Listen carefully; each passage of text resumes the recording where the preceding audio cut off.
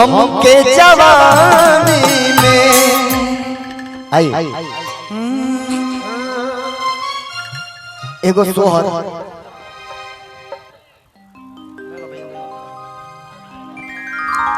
आई बे आज लगा ही लना चनाना ए मोरे ललना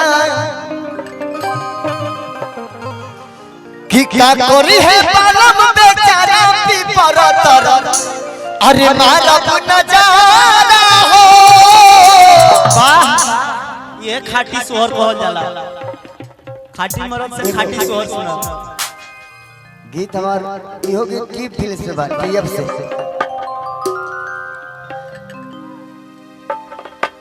कि लगाई लना चनाना अरे ए मोरे ललना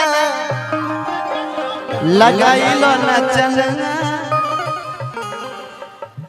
कि ये मोरे ललना होए मोरे ललना होने पड़े घूम लगाए कि ये मोरे ललना अरे ये मोरे ललना लगाई लना चनाना ए मोरे ललना लगाई लना चनाना ए मोरे ललना ए मोरे ललना होए मोरे ललना ये मोरे ललना होए मोरे ललना ए मोरे ललना होए मोरे ललना ये मोरे ललना होए मोरे ललना नेगो में चाही कंगना आया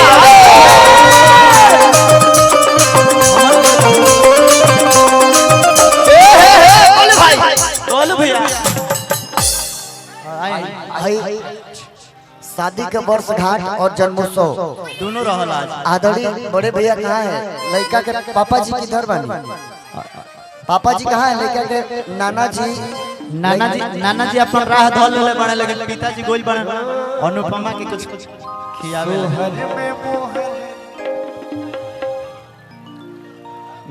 आई ये मिजाज चाहिए ए भारती जी है ने पड़े ताकि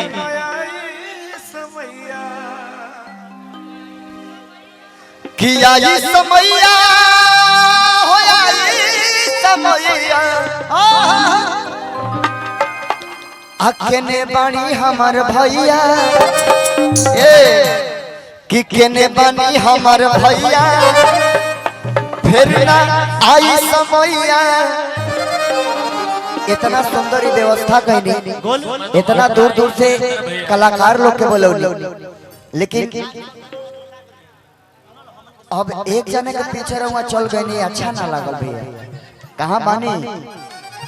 अभिषेक भैया अगर हमारी की आवाज कोनो बात नहीं है भैया और हम घर पर तक आएंगे घर पे लेंगे अगर माल अभी जी देंगे गूगल पे से भी माल आ जाता रहो वो जो खियाई है गूगल पे हमारा नंबर जानते बने भेज दी खाली कि लगाई लना चनाना ए मोर लगाई लना चनाना ए मोर लगाई लना चनाना ए मोर ललना होए मोर ललना ए मोर ललना होए मोर ललना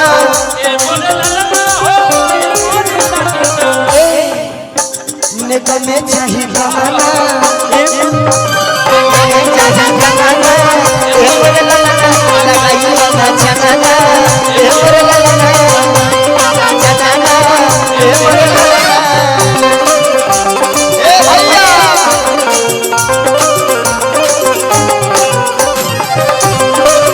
क्या बात है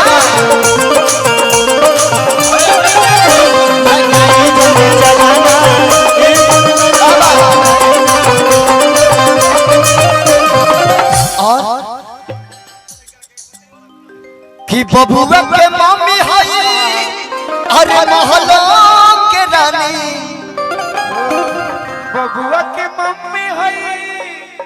महलो की रानी कि बबुआ के मम्मी हई महलो की रानी बबुआ के मम्मी होई महलो के रानी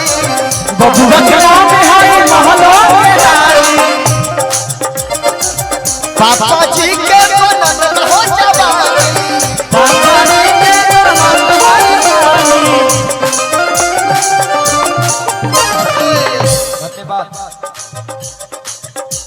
सोहरब के अंगना सोहरब के अंगना ए मोर ललना लगाई लना चंगना ए मोर ललना ए मोर ललना होए मोर ललना होए मोर ललना होए मोर ललना ए मोर ललना होए मोर ललना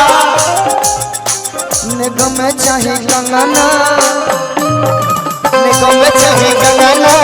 ए मोर ललना चाहे कंगना ए मोर ललना निगम चाहे कंगना ए मोर ललना कंगना ए मोर ललना निगम चाहे कंगना ए मोर ललना कंगना ए मोर ललना कंगना ए मोर ललना भैया ये तो भैया से बातें हो गई भौजा